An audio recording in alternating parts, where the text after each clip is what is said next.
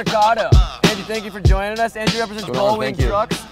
He's also the guy who made those no future stickers. Have you ever seen him around? If you got one of those, it just, you know you got that from a skater. So you see somebody with one of those stickers, they skate.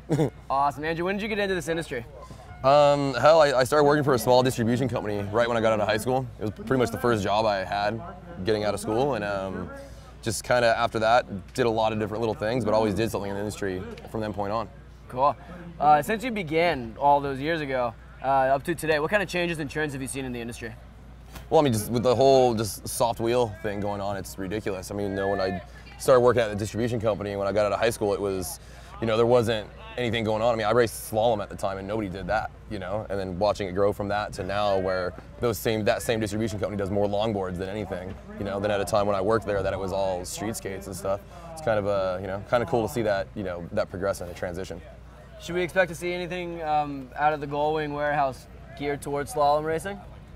Well, it's one of those things, like with any type of skating, it's whatever you use for it, It's like we have, there's trucks that we have that people consider longboard trucks that guys skate street on. And there's there's street trucks that people consider street trucks that guys race downhill on. And I mean, there's the thing with the trucks that we offer, it's what you make of it, There's no, this is a slalom truck or that's a longboard truck, It's like we make trucks and ride them however the hell you feel like. Yeah, I always remember seeing you riding a standard Kingpin on whatever it is. Yeah, it's like I've always, got into downhill, learned on Randalls just like anybody else, at the time, and then, it just didn't feel right. I've skated since I was 9, so I switched and started riding a conventional truck, and it felt right. I was comfortable on it, and I've never gone back since. From where you're at now to 10, 15 years down the road, where do you see the industry going?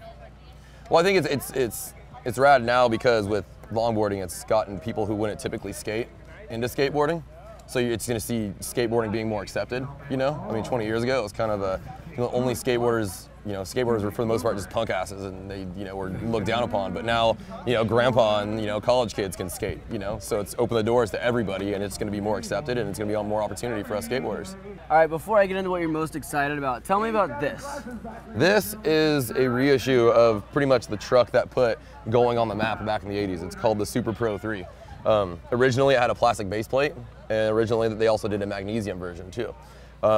It was probably the 4th or 5th truck down the line after Gullwing had started, but when it debuted in around 1985 or 86 is when vert was exploding. Just the 80s vert scene was huge, and there was a time where Gullwing was the biggest company at that time and had the best vert guys, and then going into the early 90s, the best street guys, and we really wanted to kind of pay homage to what we've done already, and there's a whole slew of guys out there that still ride original Pro 3s and some of these original old trucks. So we're going to be doing a lot of reissue stuffs, and because the Pro 3 was the most popular, it was only natural to make that the first reissue truck of many to come. Very cool. Yeah, I mean, I've been rocking those on the board that I skate around the city the last few weeks.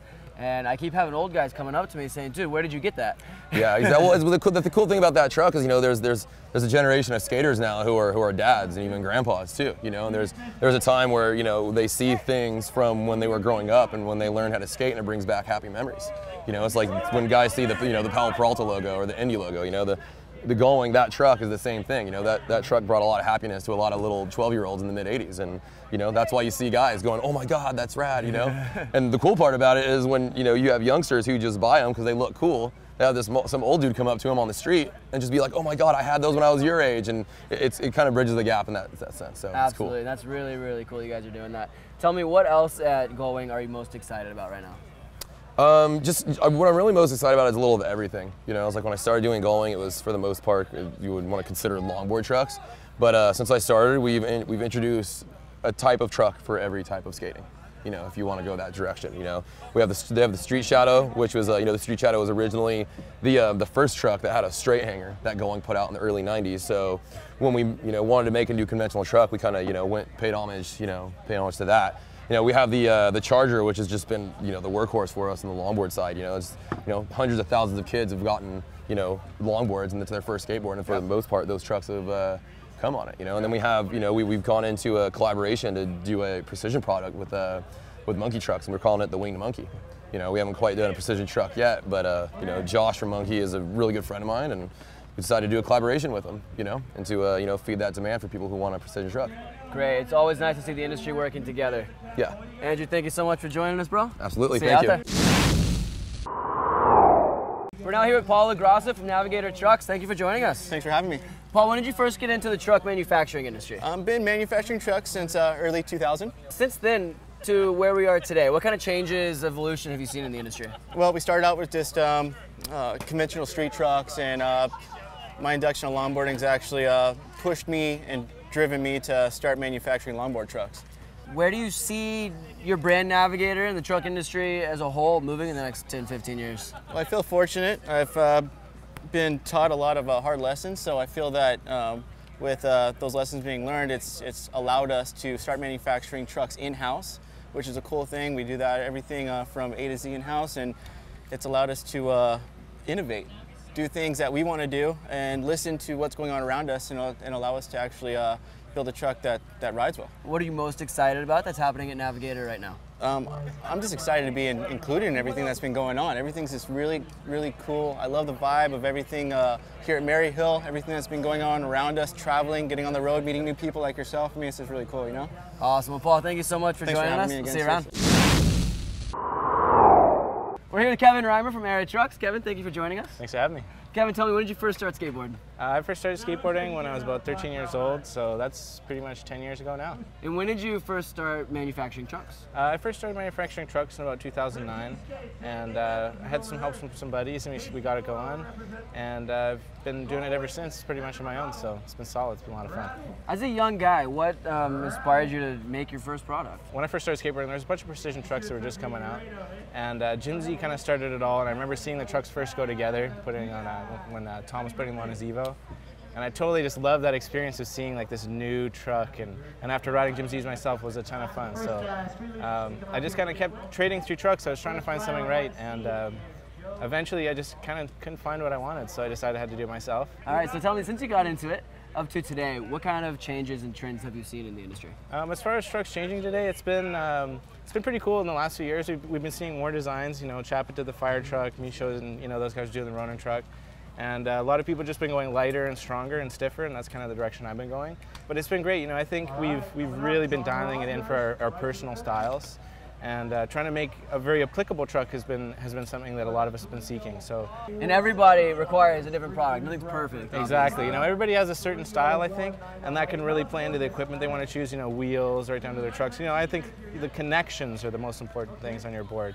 So, you know, even stuff like the grip tape. You know, your connection from your foot to the board is really important, and it's been really awesome. Yeah, just to see all the development. It's been great. Awesome. Where do you see things going in the next 10, 15 years?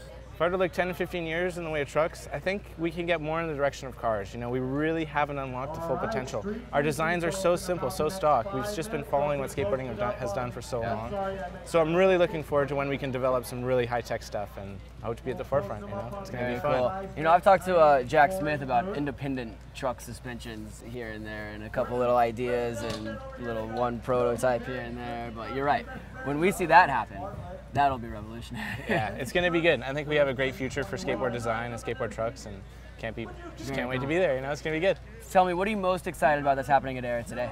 At Aera Trucks, you know, right now, honestly, the thing I'm really stoked about is I have a bunch of great dudes riding the trucks. They're really stoked on the trucks, and that just really makes me super pleased. So, you know, I can't wait to develop better things for my team, and you know, I'm trying to be team-minded right now. So it's been a blast just having the team aboard, and I can't wait to do more for them. You know, it's gonna be sweet. That's awesome. I have no idea whether or not this is a true statement. From what I've seen, though, it certainly seems like you have the winningest team out there. That's very cool. It's working pretty good right now. You know, the guys who are riding them are really good, and we've been really applying them to technical tracks, and that's been great because that's the kind of stuff I love to ride. And what's really cool is we've actually been having a lot of good results in slide comps, which has been insane too. I can't believe the same truck can do both. You know, so stoked. Well, awesome, Kevin. Thank you for joining us. Okay, well, thanks for having me. Good luck tomorrow. All right, sounds good. Catch you soon.